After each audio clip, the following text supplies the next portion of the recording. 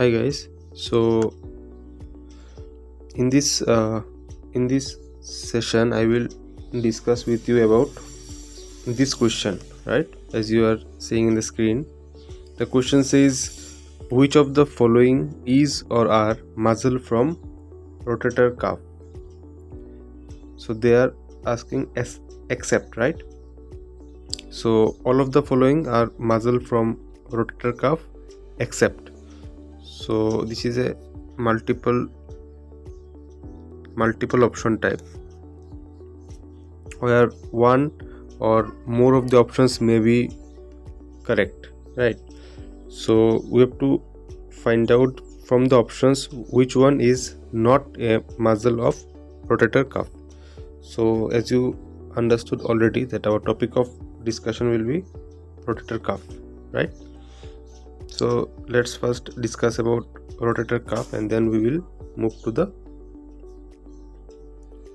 question, right?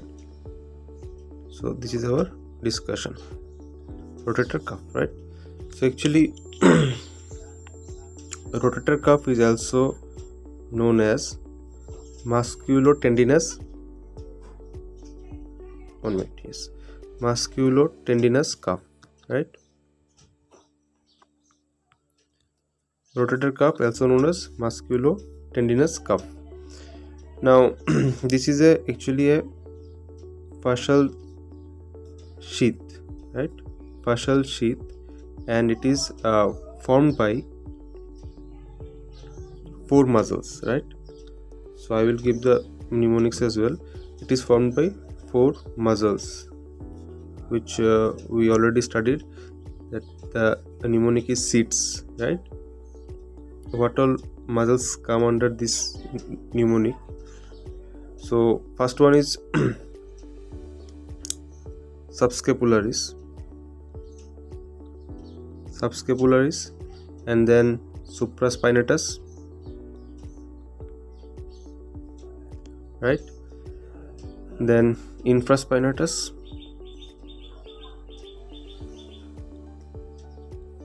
and your teres minor. So this is your seats muscle. Now all this muscle they blends with each other, right? They blends with each other, as well as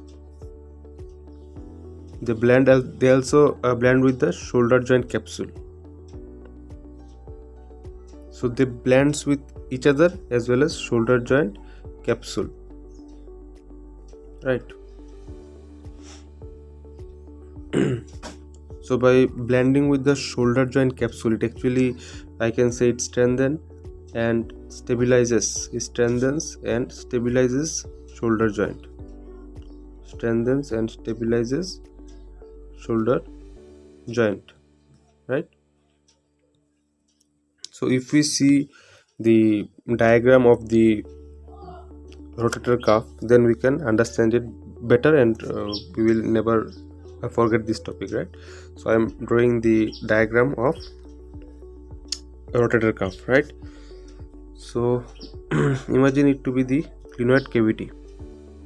Say it is your glenoid cavity, right?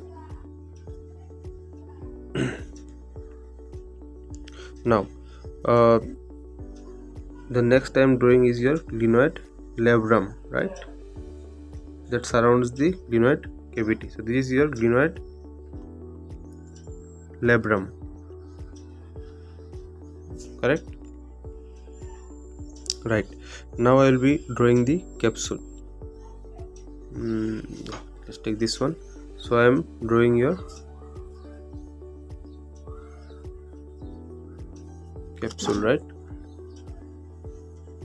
So this is your shoulder joint capsule. Surrounding the capsule, we will have all the muscles and all, and we will see this now, right? So, okay. Now I will be labeling all the muscles that surrounds the shoulder joint capsule, right? So here it is, your let me first draw it. Okay, now we can say this is your anterior, this is your posterior, right? This is your superior and this is your inferior, right? So in anteriormost the anteriormost muscle is your subscapularis, right? This muscle is your subscapularis.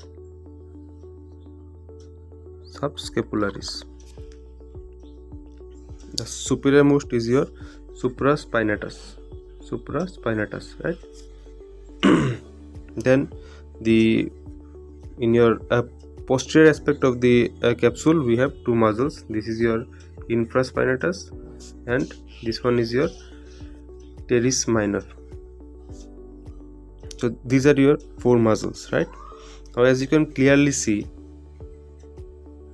the inferior most aspect, this part is deficient, right? There is no muscle attached in your inferior most aspect of the rotator cuff, or you can say the capsule, right? So that's why the most common shoulder dislocation will be in your anteroinferior aspect, because this part has no muscle attached with it. There is no support, right, in this side. So most common shoulder dislocation remains the anteroinferior aspect, right? So I hope this topic is clear for you. I will revise the section once again. So let's first go to the question.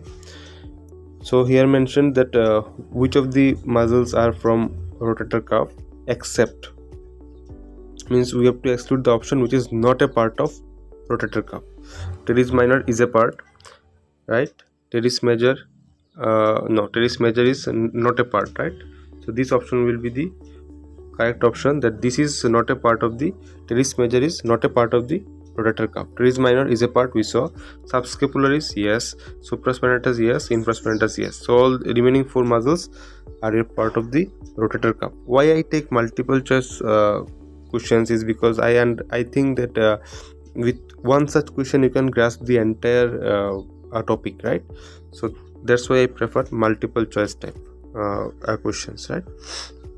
So let's discuss about rotator cuff once again. Rotator cuff is also known as musculotendinous cuff, right? It is a fascial sheath that is formed by four muscles. Mnemonic is your SITS. SITS stands for subscapularis, supraspinatus, infraspinatus, teres minor. Now the muscles they blend with each other, as well as they blend with the shoulder joint capsule, which strengthens and stabilizes the shoulder joint. Then we saw an illustration. So we first saw the glenoid cavity, glenoid labrum, and the capsule of the shoulder joint that is surrounded by your muscles, anteriorly being subscapularis, superiorly supraspinatus, and posteriorly infraspinatus and teres minor. And in the anteroinferior aspect, we saw that there is deficient, actually in the inferior aspect of the shoulder joint there is deficient of muscles. So this is the most most common site of shoulder dislocation, as there is no support in your inferior aspect, right? So most common shoulder dislocation will be on the anteroinferior aspect, right? Then in another session we will discuss about the anterior dislocations, posterior dislocations, right? And light bulb sign, everything we'll discuss in another section. So with this question, I think this explanation will be fair enough, right? So we will get an idea about the rotator cuff. So we will meet in another video, right? Thank you.